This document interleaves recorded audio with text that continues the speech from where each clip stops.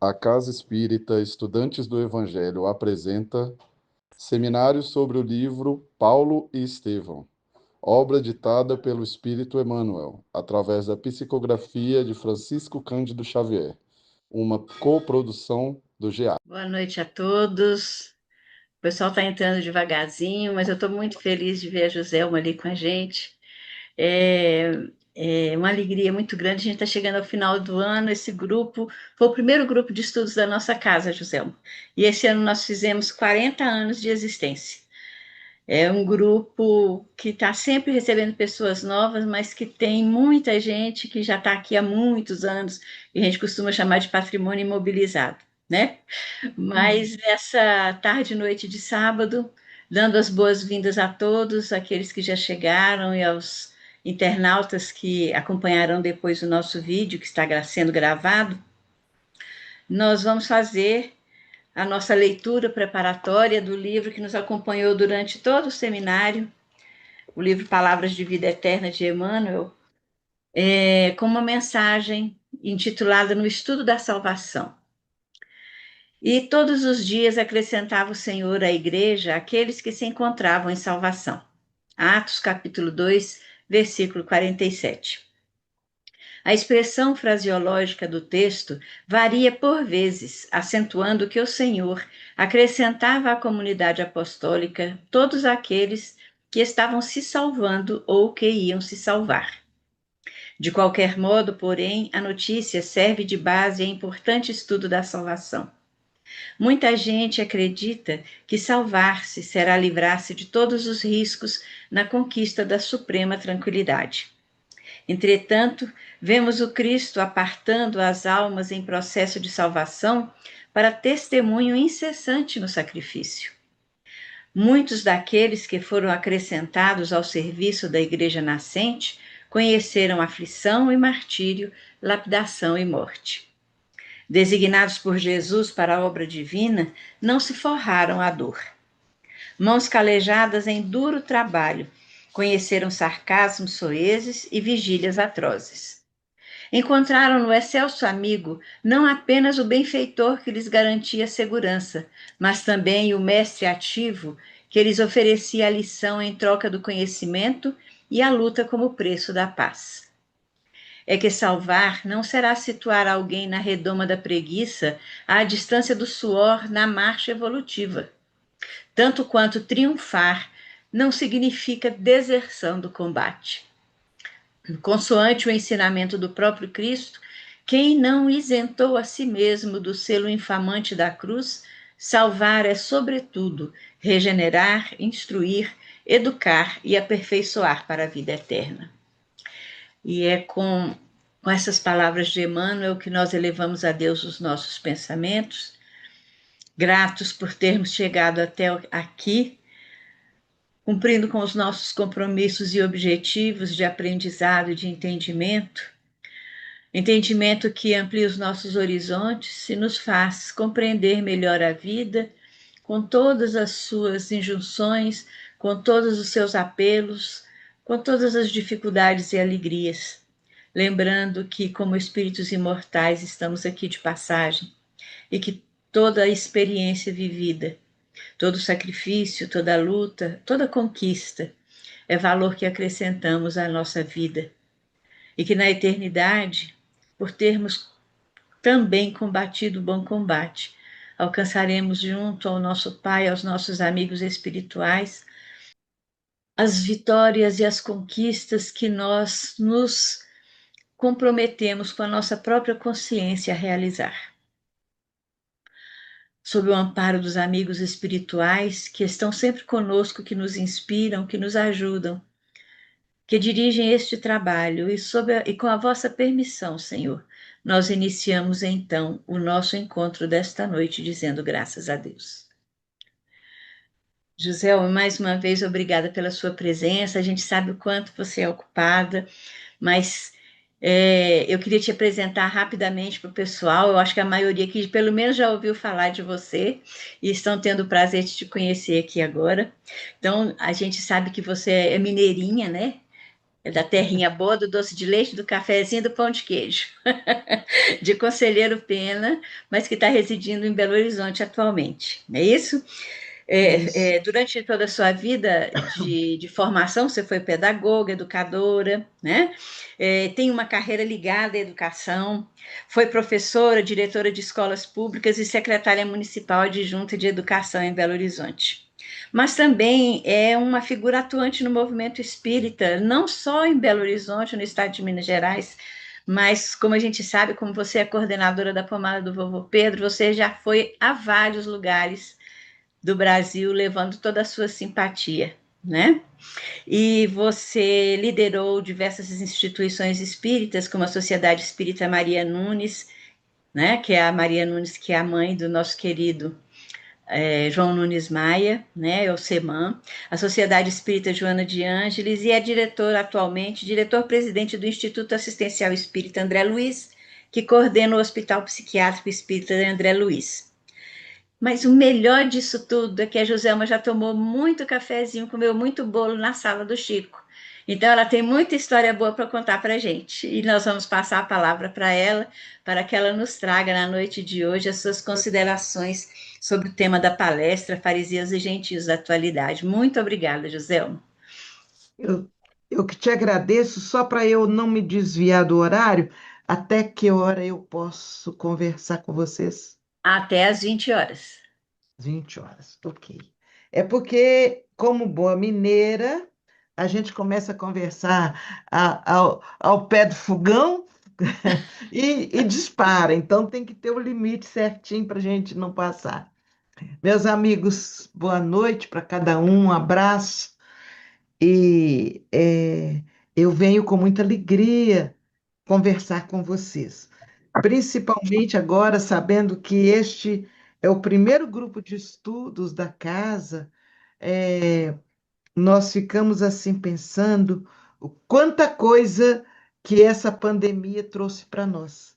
E uma delas foi a bênção de estender a doutrina até aquelas pessoas que são, deixa eu pôr um ok aqui, isto, até aquelas pessoas que às vezes não têm acesso direto, que não podem ir à casa espírita por vários motivos e que pelo estudo participam, conhecem e estão conosco no dia a dia. Então é uma alegria muito grande. E eu fiquei pensando a importância do tema que vocês estiveram estudando, que foi Paulo e Estevão. É, Na verdade, Paulo e Estevão é um livro que ele traz para todos nós de tal forma informações que comprovadamente pela história os pesquisadores já foram, conferiram datas, situações, ocorrências e constataram a riqueza de tudo aquilo, a veracidade de tudo aquilo que foi descrito no livro. É uma riqueza. Eu acho que se eu pudesse, se eu não tivesse tanta coisa para ler, para pesquisar, para tentar me posicionar, eu acho que a cada ano eu voltava lá, no começo do livro, para ler aqui e ali, pelo menos uma vez por semana, alguns trechos, para que a gente possa ser tocado novamente pela emoção, pela reflexão e pelo aprendizado, né? Como disse essa página que Cíntia leu para nós aqui, né? Que fala no regenerar, instruir, educar e prosseguir vida fora, né? Esse livro, ele impulsiona a gente a uma posição de reflexão e de aprendizado. É, eu não poderia também deixar de falar no médium, porque quando nós falamos no livro Paulo e Estevão, não, é, não pode nos escapar a lembrança do nosso Chico trabalhando com este livro. São várias as circunstâncias em que ele é, passou, sofreu situações, impactos os mais variados. Ele foi um momento em que ele vivenciou muita humildade, em que ele teve que se desdobrar para não se deixar levar pela vaidade, pela revolta com algumas atitudes, por tolerar, por exemplo, o chefe dele, que tinha naquela época aquele instrumento, a escarradeira, que as pessoas cuspiam nela, e o Chico limpava e punha ali a escarradeira do lado direito. Aí o chefe cuspia do lado esquerdo. O Chico corria lá, limpava o lado esquerdo, levava a escarradeira para a esquerda e o chefe cuspia do lado direito. E isso não foi uma vez só, não foi um dia só. Foram várias as situações em que ele passou por essa experiência. E tem, me desculpem eu me alongar um pouquinho falando no Chico, mas para entender ainda mais a vivência, a grandeza desse livro, às vezes é preciso refletir em algumas coisas. Houve um momento que o Chico se entusiasmou tanto, porque vejam a situação dele.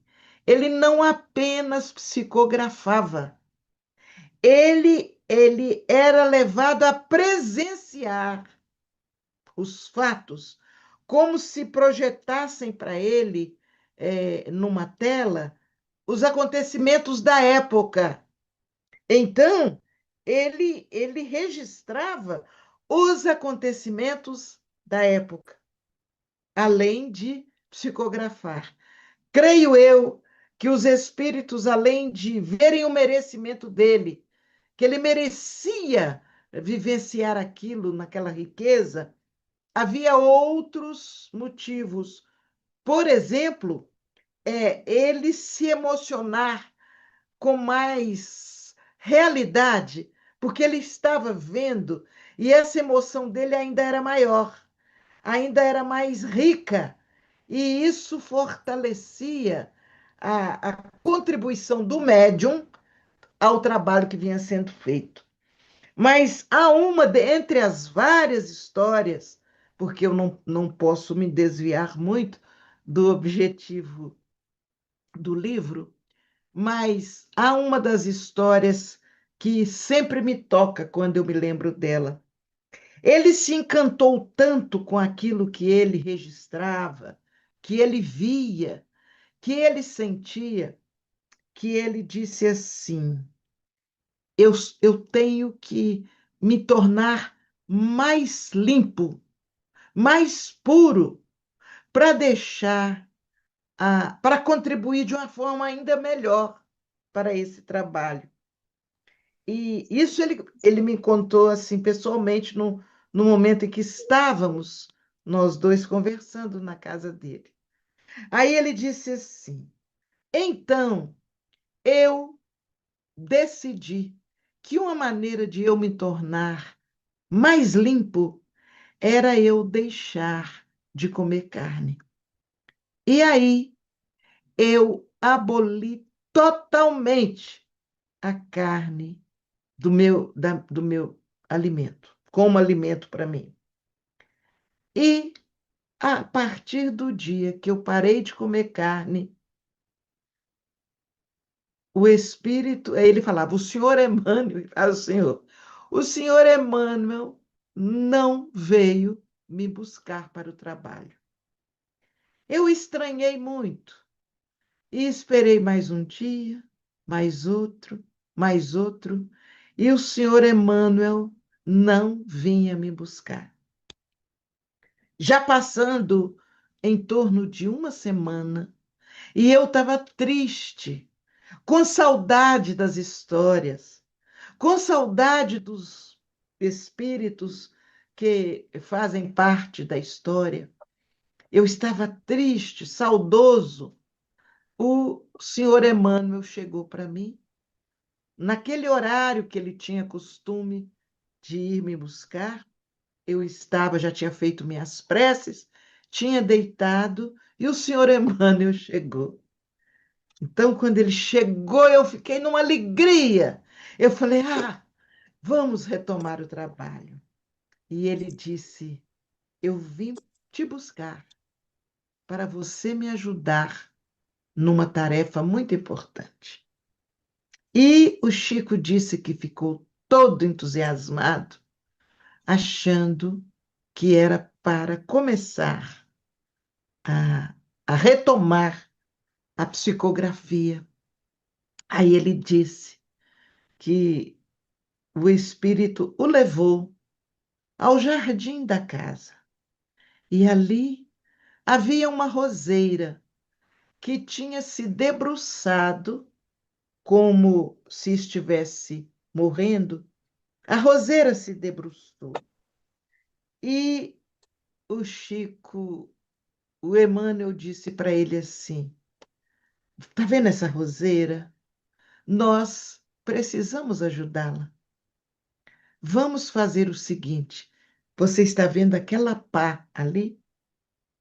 Perto daquela pá tem um monte de estrume.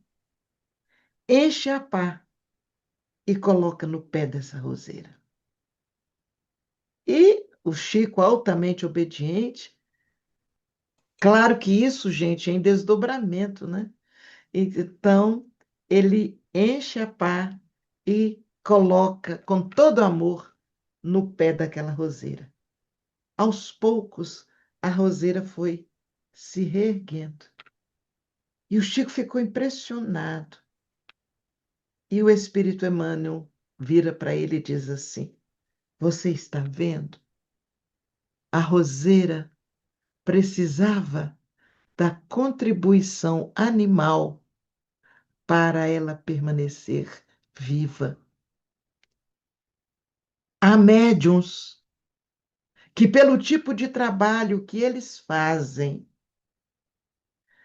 que é um trabalho que vai muito além, às vezes, do que se imagina e do que se espera, que eles não podem prescindir da contribuição dos nossos irmãos animais.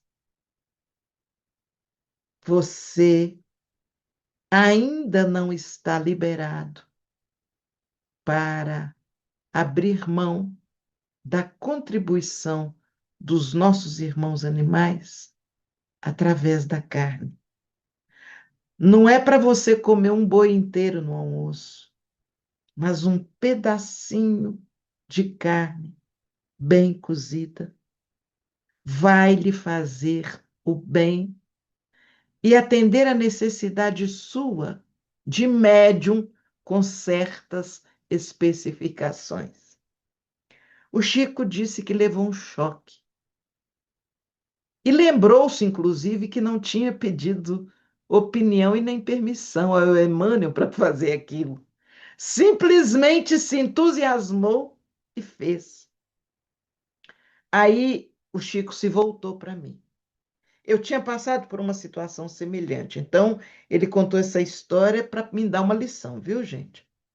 Ele disse assim: falta para o médium, quando ele abre mão de comer a carne, falta determinados elementos que o tipo de mediunidade que ele exercita carece. E eu, para aprendizado, eu disse: mas o senhor você poderia me dizer que elemento é esse? Ele falou: está ligado ao ácido ribonucleico, que nem a soja contém na condição necessária para determinados tipos de médiums. Veja, eu nunca esqueci isso, porque eu também, naqueles momentos, eu tinha dado uma de heroína e de entusiasmada com determinadas coisas e tinha deixado de comer a carne. Ele não falou que todo médium tem que comer carne. Ele foi de uma caridade e de uma clareza. Ele disse determinados tipos de médiums. Agora, imagina o trabalho que ele estava fazendo, psicografando uma grandeza de um livro desse, e eu não sei qual era o recurso, se era uma regressão, se era um desdobramento, qual era o recurso. Mas ele presenciava os fatos que se desenrolavam enquanto o Espírito escrevia através dele. Então, certamente este trabalho, com mais o atendimento que ele fazia, com mais tudo que ele fazia, então ele era certamente um médium muito especial, muito especial. E esse fato, aí ele diz que a partir do dia seguinte é que ele voltou ao trabalho da psicografia do livro. Então vejam bem, e essa é uma pequena história que ele me honrou me contando, mas esse que a gente não sabe. E a luta que essa criatura enfrentou para nos trazer esse livro. E a gente fica pensando, e o desenrolar da caminhada desses espíritos? Nós temos ali, com clareza, né, a presença de alguns daqueles espíritos nas encarnações, às vezes, que a gente tem notícia, que a gente é informado, mas e tantos outros que nós não tivemos notícias? E esses tantos outros, como eles estarão nos dias de hoje? Qual foi o trabalho que este livro proporcionou e proporciona a cada vez que um grupo estuda e reflete e se emociona? A cada vez ações de socorro, de resgate daqueles espíritos que foram talvez mais intransigentes, que foram, que vivenciaram situações de maldade, de ódio. Qual será o trabalho que é feito com eles enquanto nós lemos e nos emocionamos? Então, concluir um livro desse, gente, não é simplesmente de chegar ao final e dizer, pronto, acabamos mais um livro, agora vou pegar outro. Não é assim. É um livro que nos faz refletir com profundidade o que nós podemos fazer para perpetuar nas nossas ações, nas nossas atitudes, aquilo que a gente aprende no livro.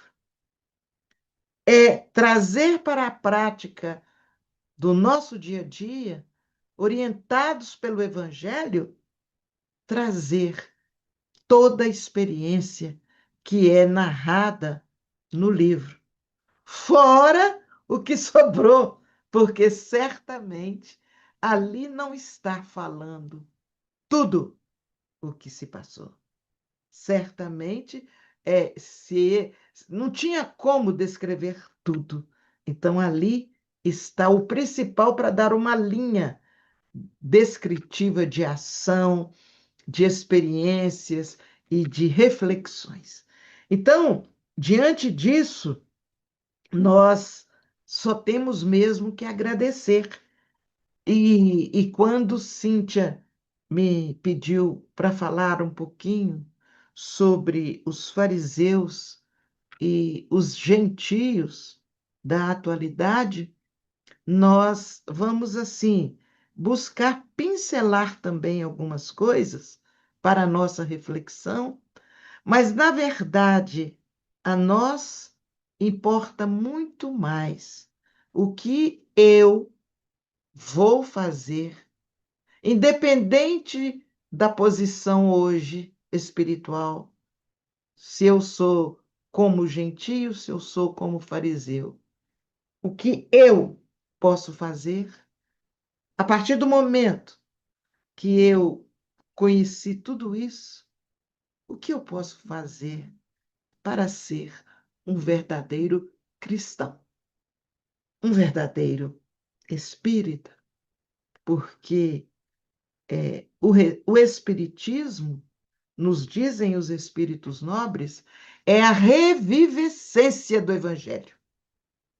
O Espiritismo renova e nos traz de volta o Evangelho para que nós possamos vivenciá-lo.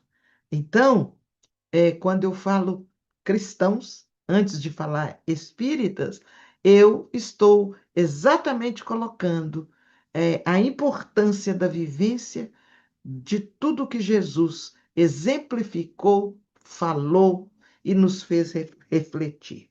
Muito bem, o Evangelho segundo o Espiritismo traz, na sua abertura, uma descrição do que são, ou do que eram os fariseus naquela época, não é? Então, diz o Evangelho segundo o Espiritismo, eu não vou ler tudo, que é um trecho grande, eu sugiro que depois, quem puder, quiser, vá revisita a introdução do Evangelho segundo o Espiritismo, e vocês vão encontrar lá a, essa passagem, quando fala, então, nos fariseus. Aí diz assim: consistia numa. é, é, Desculpa, a tradição constituía parte importante da teologia dos judeus. Consistia numa compilação das interpretações sucessivamente dadas ao sentido das Escrituras. E aí vem falando sobre as seitas que existiam, e aí chega naquele ponto em que ele vai dizer sobre os fariseus. Diz: tomavam parte ativa nas controvérsias religiosas, servis cumpridores das práticas exteriores do culto e das cerimônias. Vejam bem essa frase. Servis cumpridores das práticas exteriores do culto e das cerimônias, cheios de um zelo ardente de proselitismo, inimigos dos inovadores, afetavam grande severidade de princípios, mas, sob as aparências de meticulosa devoção, ocultavam, olhem bem, costumes dissolutos, muito orgulho e, acima de tudo, excessiva ânsia de dominação. Tinham a religião mais como meio de chegarem a seus fins, do que como objeto de fé sincera. Da virtude, nada possuíam, além das exterioridades e da ostentação. Entretanto, por umas e outras, exerciam grande influência sobre o povo, a cujos olhos passavam por santas criaturas.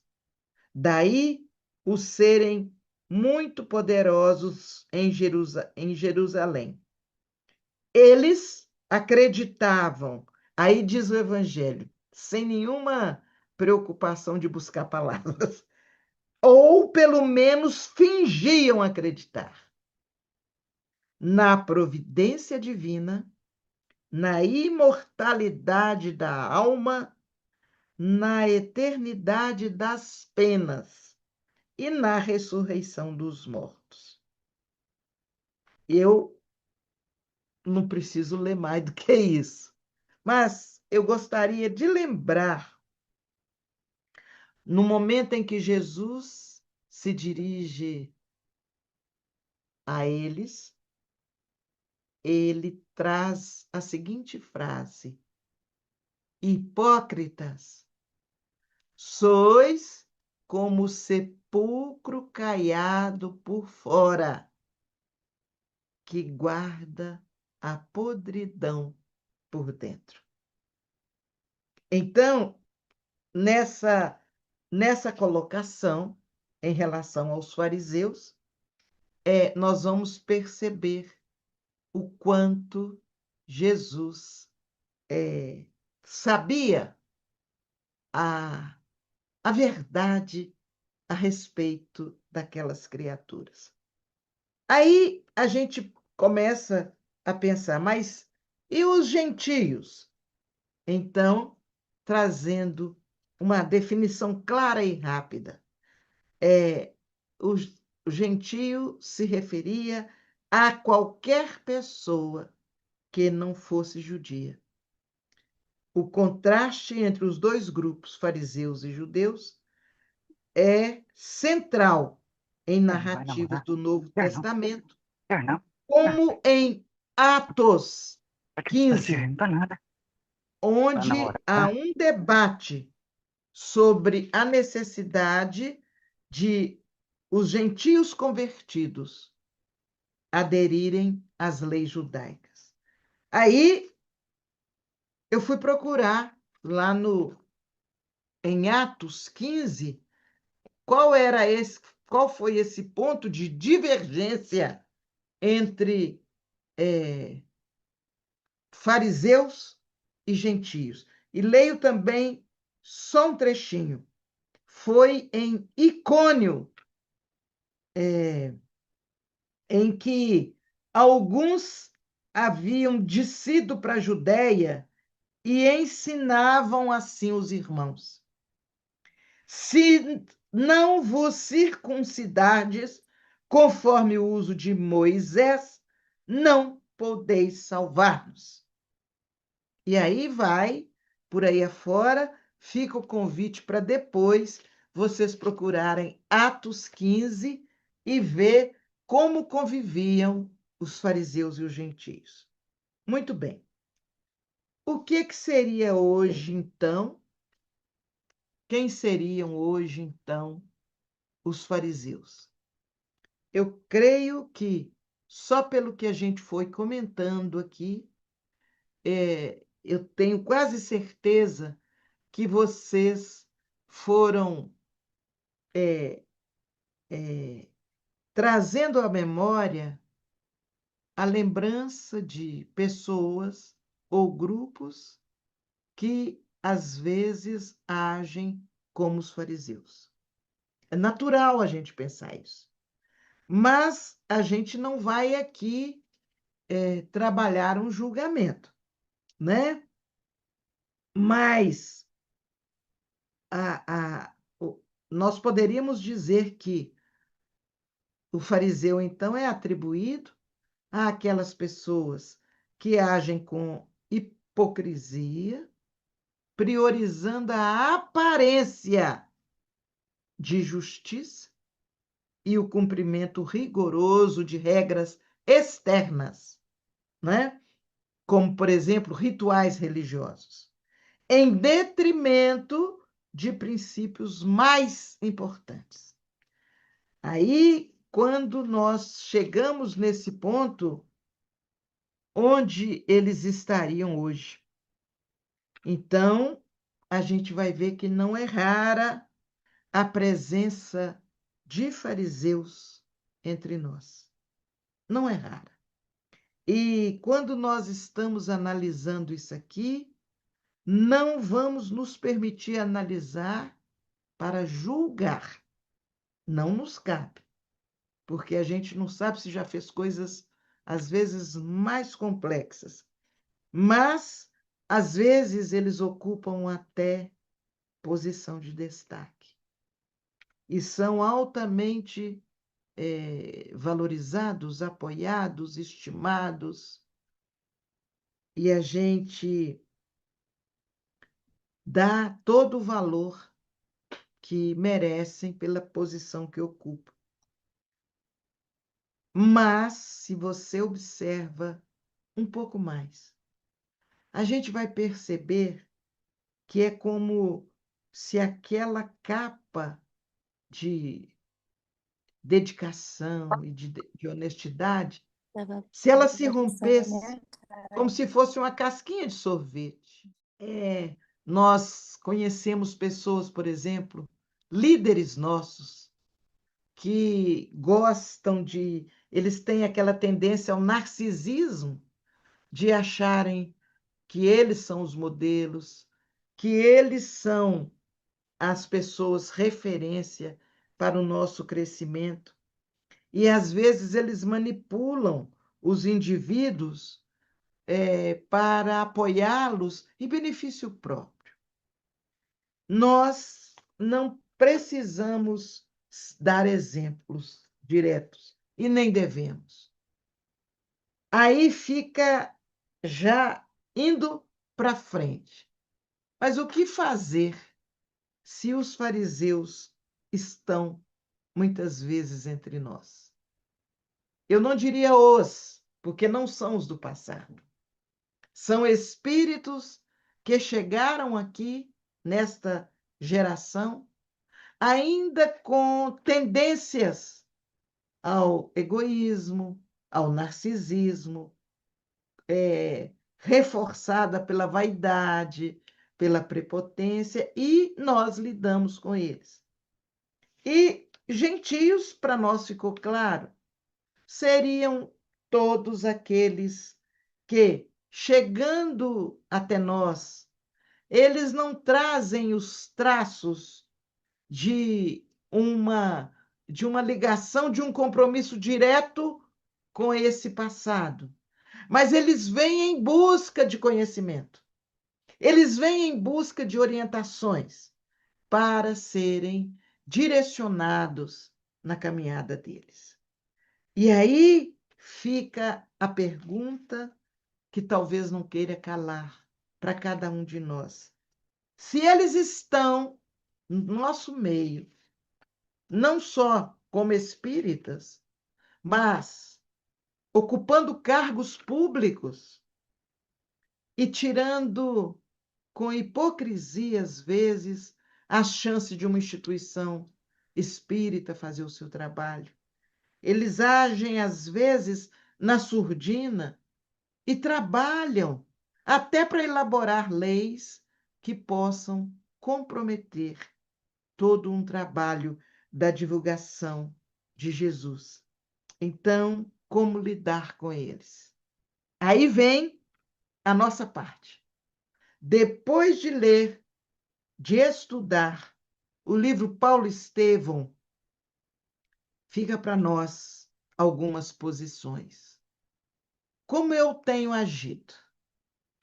Eu tenho agido como Paulo ou eu tenho agido como os demais opositores? A gente às vezes fica no meio do caminho, nem como Paulo, nem como os opositores. Mas nós precisamos nos esforçar para sermos coerentes com o que temos estudado. E mais, o tempo está passando e o tempo urge. E o momento exige de nós o testemunho da verdade. Não a verdade que leva a um sacrifício físico, no caso do Paulo, no caso de Pedro, que foram levados ao sacrifício final do corpo físico. Mas exige de nós coerência nos princípios que nós abraçamos, em tudo aquilo que nós conhecemos. Ora, a base que nos norteia na doutrina espírita acima de tudo, o conjunto de leis naturais Esse conjunto de leis naturais é uma referência para nós. Além do conjunto de leis naturais, os princípios da doutrina espírita, que nos foram oferecidos, não é só para a gente decorar e recitar para o povo. Ah, quais são os princípios? Multiplicidade. Não, não é para recitar, para decorar e recitar. É para vivenciar. Então, o conjunto das leis naturais, os princípios da doutrina espírita e, nessa trilogia, o Evangelho de Jesus. Que, na verdade, tanto as leis naturais como os princípios estão embutidos no Evangelho de Jesus. Mas eu estou dando esse destaque para que a gente não perca de referência. Tem muito espírita que fala assim: não, as obras básicas agora nós já conhecemos. Vamos para outros livros, porque a gente já domina o conhecimento das obras básicas. Eu não domino ainda. Eu estudo o Evangelho segundo o Espiritismo e, por exemplo, nem de cor eu sei. Quando eu quis falar sobre os fariseus, vocês viram aqui, eu fui lá e li para vocês, para não desviar com a minha interpretação pessoal alguma colocação que poderia estar ali de muita importância. Então, nós espíritas, antes de nos preocuparmos em identificarmos, porque eles vêm, eles estão, como diz Kardec no livro A Gênese, pululam em torno de nós os espíritos equivocados, os espíritos maus.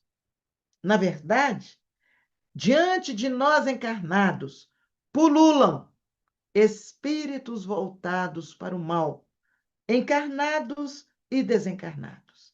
Então, como agir diante deles, esses fariseus disfarçados, para que a gente possa sair lá na frente com a cabeça fora d'água? Quase afogam a gente, mas a gente se mantém com a cabeça fora d'água, respirando as vibrações do Evangelho. Como conhecer? Como resistir a eles? Pela nossa postura. E a nossa postura vai ser coerente com o conhecimento que a gente vai adquirindo. Então, eu vou dar um exemplo da obediência às leis. Vou falar numa lei aí que todo mundo. A lei de destruição. Se eu perguntar para qualquer pessoa o que nos fala a lei de destruição, sem precisar ir lá ler, a gente vai interpretar, não, porque tudo se transforma. Aí repete até a lei de Newton, né? Nesta vida nada se perde, nada se cria, tudo se transforma. A destruição é que há um tempo para cada coisa e tal, papapá. Muito bem. Então a gente entende a lei de destruição e conhece a lei de destruição. Aí a gente vai vivendo e vai caminhando pela vida. De repente, eu nem vou falar em ser humano. Eu vou falar no meu cachorrinho que morre. A minha postura é de quase desequilíbrio. Como eu vou viver e fazer? O que eu vou fazer sem meu cachorrinho? Ou então, no caso de ser humano, desencarna alguém da minha família ou alguém que eu amo, eu me desequilibro. Eu esqueço que eu conheço a lei de destruição. E eu passo a viver numa dependência, numa paixão, numa fragilidade que todo mundo fica com pena de mim. Vejam bem. Uai, mas então, porque a gente conhece, a gente não pode sentir, não? Sim, nós vamos sentir porque somos criaturas divinas sensíveis aos acontecimentos. Nós vamos sentir aquele que partiu, seja o cãozinho, seja o familiar, seja o amigo, seja o amor. Mas eu não vou me desequilibrar. Eu não vou deixar de ir à casa espírita. Ah, eu não estou indo não porque eu estou muito chateado, sabe? o fulano desencarnou, eu ainda não me conformei, eu ainda não aceitei, então eu não estou indo na casa espírita. Gente, como é que eu falei uma só lei, hein? Como é que eu tenho estrutura para enfrentar os fariseus que estão em torno de mim? Se eu cair por tão pouco no conhecimento das leis divinas. Agora, se eu fosse aqui falar cada lei e como é que nós nos distraímos diante de cada lei, vocês iam ver que nós ainda somos muito frágeis diante das leis divinas. Aí vem lá os princípios, a multiplicidade das existências. Existem outros mundos habitados. Deus existe. Jesus existe. E vai por aí afora. O conjunto de princípios da doutrina espírita. Uma vez eu tinha um programa de rádio espírita e eu chamei para falar sobre a pluralidade dos mundos. Tinha um motivo pelo qual a gente trazia esse assunto para esclarecer. E eu chamei uma pessoa, dirigente de uma casa espírita, psicólogo, segundo ele, conhecedor da doutrina espírita. Mesmo porque, para ser dirigente de uma casa espírita, a primeira condição é conhecer a doutrina. Muito bem. E eu percebia durante o programa que ele gaguejava muito e não dava informações seguras. E eu toda hora precisava, com muito carinho, fazer a intervenção e explicar melhor. Quando terminou, ele me chamou de lado e disse assim: Olha, eu estou à disposição para você me chamar para falar sobre qualquer assunto. Mas não me chame para falar sobre a multiplicidade dos mundos habitados, porque eu ainda não acredito nisso, não. Eu não tenho certeza que tem outros mundos habitados. E eu fiquei parada, agradeci a ele a sinceridade dele, mas eu fiquei pensando, como eu posso me dizer espírita se eu tenho dúvida dos princípios da doutrina espírita? Eu vou cair na postura de um fariseu. Eu vou falar bonito sobre doutrina, mas não acredito naquilo que eu falo. Vocês percebem, gente, a seriedade disso que nós estamos aqui refletindo? Então, Evangelho, princípios da doutrina espírita e as leis divinas formam um tripé para nós outros espíritas conhecermos e nos basearmos nisso. Aí, quando vem alguém com uma fala atravessada, desculpem, porque é fala farisaica, atravessada. Aí, o conhecimento nosso é que vai ditar a regra. Eu não preciso ser grosseira, eu não preciso abrir discussão. Eu só vou ter a tranquilidade de quem conhece. Eu só vou ter a paz no coração de não me deixar entusiasmar por aquele que atravessou com uma fala que é muito mais em seu próprio favor, para dar destaque a ele, para valorizá-lo, para ver que ele é importante. Então, não vou sair falando mal, mas eu guardei para mim, pelo conhecimento que eu fui adquirindo, eu guardei para mim a impressão que ficou. Esse é o ponto-chave para identificarmos os fariseus, para identificarmos todos aqueles que estão do nosso lado, e essa identificação não é para nós classificarmos em que grau estão, é para nós direcionarmos o nosso trabalho, a delicadeza do nosso tempo com aqueles. Podem até ser gentios ainda, no sentido de não conhecerem a doutrina com mais profundidade. Nós vamos ter a maior alegria de, entre aspas, gastar tempo com esse gentio do que tentar mudar a nossa cabeça com a fala farisaica que ouvimos.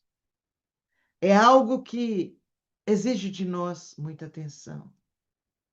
O que se gastou de tempo, de saúde, de dores no médium que psicografou essa obra. Aquelas pessoas amigas que estavam em volta e que deram apoio. Os que são participantes da obra, os espíritos que atuaram na obra e estão. Nós precisamos valorizar tudo isso. Nós precisamos entender que, na medida que eu defini para mim o que é fariseu e o que é gentio, agora eu tenho que saber, e eu? Onde é que eu estou nisso? E me reposicionar diante da vida para poder usar o meu tempo com seriedade, com dedicação, no trabalho de socorro ao mais necessitado. Não apenas necessitado do pão, do agasalho, do remédio, mas necessitado da palavra que orienta, da ação que direciona. Eles contam conosco e precisam de nós. Nós precisamos estar disponíveis para que a caridade se materialize através de nós, através da verdade, do sim, sim, do não, não, mas esse sim, sim, esse não, não, ditos com amor, vivenciados com amor, sem prepotência, sem impaciência, sem rudeza, que muitas vezes, sem percebermos, a gente se torna rude. Então, meus amigos, eu diria para cada um de vocês: abençoados são vocês que leram ao longo do ano essa obra tão profunda, tão abençoada. Abençoados são vocês que estão tendo agora uma oportunidade de passar por tudo isso durante um ano, agora para frente, vivenciando tudo o que aprenderam, recordando de vez em quando uma passagem ou outra, sem nos preocuparmos tanto com a teoria, de irmos lá, não, o fulano decorou o nome de um, decorou o nome de outro, aí vocês vão falar, José, mas não é para decorar? Não, o decorar é bonito, o decorar é importante, porque eu estou respeitando o espírito que se nomeou com aquele nome. Então é importante eu saber o nome dele. Mas mais importante do que eu saber o nome dele é eu lembrar o que ele fez de bom ou de distração e ver como eu estou fazendo. Eu estou agindo com coragem cristã, com amor, com respeito, com carinho, com tolerância? Ou eu estou agindo de qualquer forma, como um sepulcro caiado? Não, José é uma espírita. Tá, sepulcro caiado. E por dentro, guardando as podridões de um comportamento invigilante. Como é que será que eu estou? Este é o ponto-chave da nossa reflexão. Que nós possamos ter a coerência de agir como Paulo, que foi considerado o apóstolo dos gentios. Então, ele levou a mensagem para aqueles que não eram judeus e ele levou com coragem, com confiança, com humildade. Então, precisamos pensar nas nossas ações e dedicarmos mais ao apoio ao nosso grupo, à nossa casa espírita. Porque se nós que estamos conscientes não nos unirmos em torno do, do apoio de tudo aquilo que a nossa instituição oferece? Como é que eu estou vivenciando o princípio da coerência, do equilíbrio e do amor? Eu vou dando uma interrupção por aqui, porque às vezes pode ser que tenha alguém, nós teríamos ainda aí uns minutinhos, e pode ser que alguém tenha alguma pergunta, alguma colocação. Eu gostaria agora de ver se alguém gostaria de falar alguma coisa. Se no, vou dar uma olhadinha aqui no chat, não tem nenhuma pergunta. Acho que ficou todo mundo tão vidrado nas suas palavras que esqueceram até de escrever no chat. Mas alguém quiser fazer alguma pergunta, aproveite agora para falar com a Joselma. Porque se ninguém tiver, eu tenho. Eu sou faladeira, vocês me conhecem, né? Então eu gostaria de falar para a Joselma, e vocês me conhecem bem.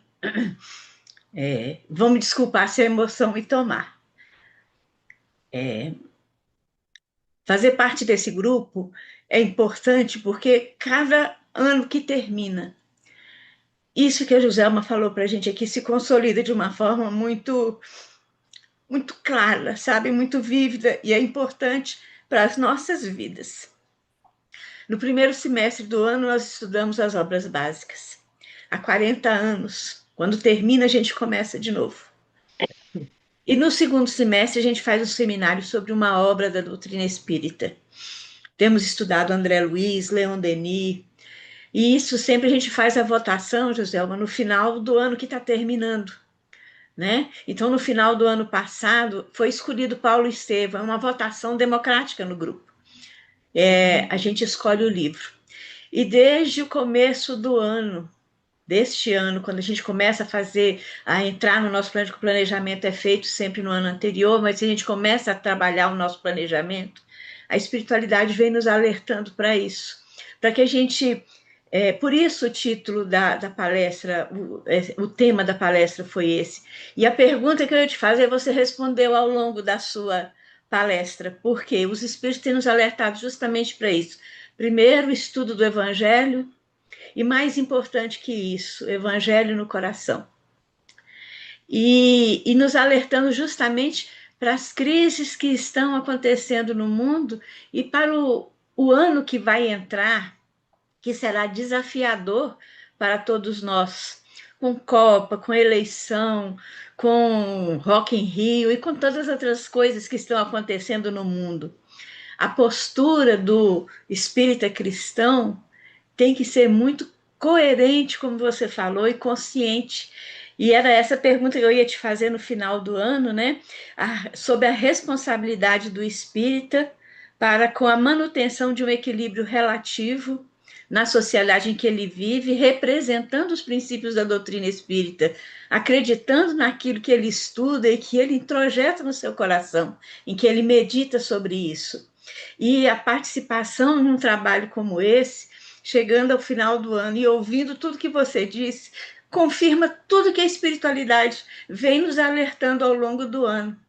Para que a gente estude mais, sabe? Para que a gente seja mais coerente, mais participativo, se sinta mais pertencente ao grupo espírita em que a gente trabalha, porque a responsabilidade do espírita, do médium, e todos somos mais ou menos médiums ou médiums ostensivos, conforme Kardec, mas nós somos. Vai ser muito importante ao longo desses tempos. Quando se diz que os tempos são chegados, eles já chegaram. E a gente tem que ter essa visão de vida, né? Da gente trocar muitas vezes as palavras que a gente acha que são doutrinárias por silêncios caridosos e agir mais do que falar, mas agir com coerência, né? E eu te agradeço demais por essas palavras.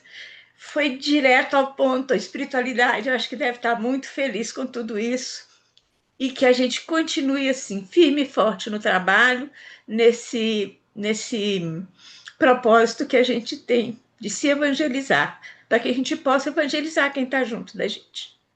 É isso. Eu, eu acho que eu não tenho nem o que falar. É você.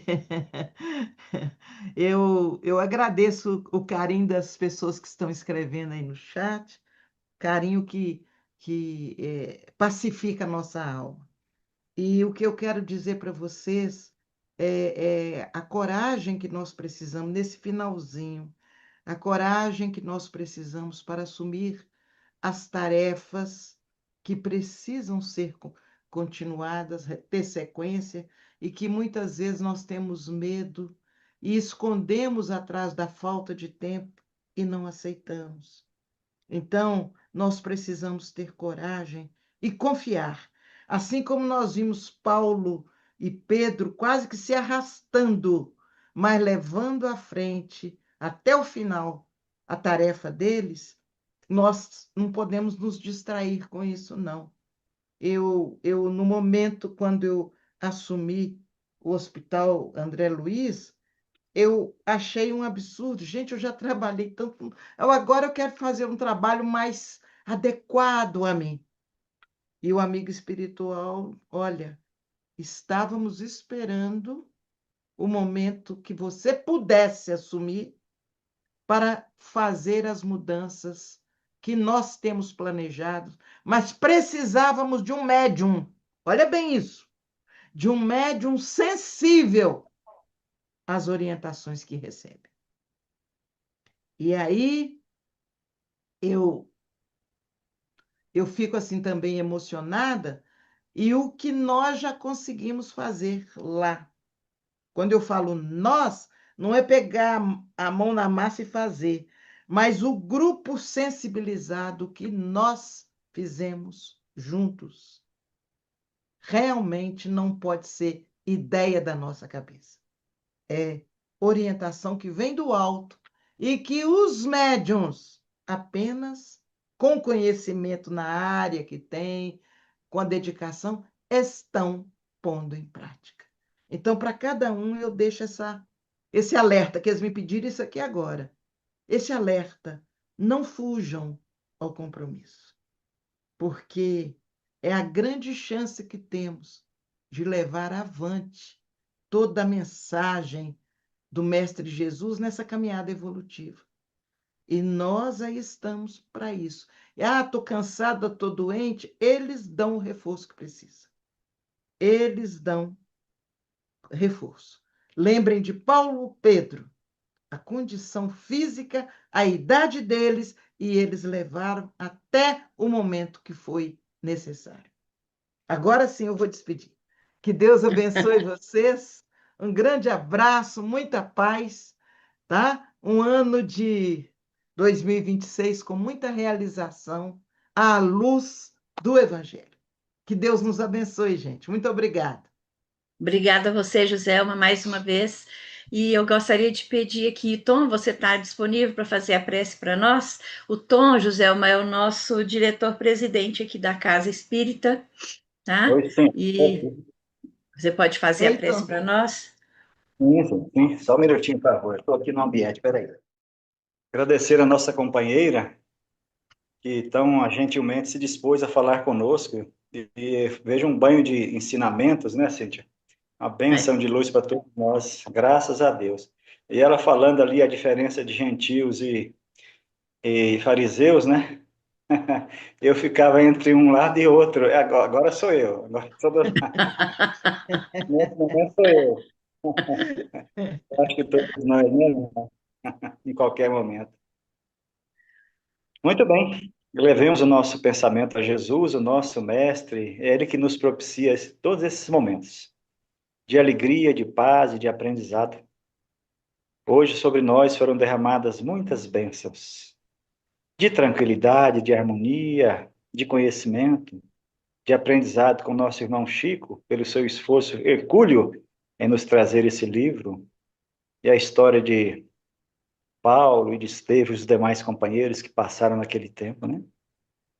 Que nós fiquemos exemplificados na vida desses irmãos, para que nós deixemos de ser fariseus e passemos a ser cristãos na melhor acepção da palavra.